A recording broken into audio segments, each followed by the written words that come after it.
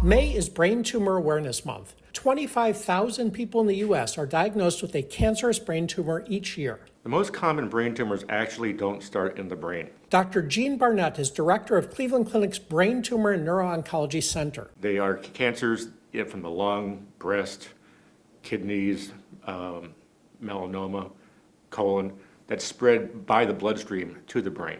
The symptoms of a brain tumor, for the most part, are very similar to the symptoms of a stroke: difficulty speaking, weakness or numbness on one side of the body, difficulty with peripheral vision, those kind of things.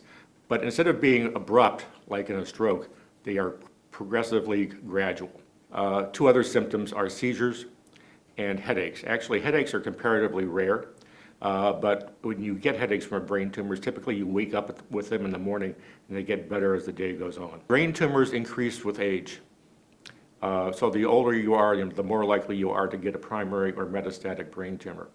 But brain tumors occur in kids. I think it's one of the highest causes of child death in the U.S. are brain tumors. It's not uncommon to diagnose certain brain tumors accidentally, particularly meningiomas, which are characteristically slow-growing tumors that are benign of the membranes that line the skull. And these can actually get very large before they cause symptoms because they grow so slowly, which allows the brain to get out of the way. The treatment of brain tumors has improved. So we're really good at taking care of brain metastases these days. 20 years ago, the whole brain would have been radiated over 10 sessions, and then people would get demented, lose their memory, and so on. But now we use radiosurgery, which is a targeted radiation treatment where the rest of the head and brain gets almost none. We use something called the gamma knife for that here at the clinic. We have 2 of those.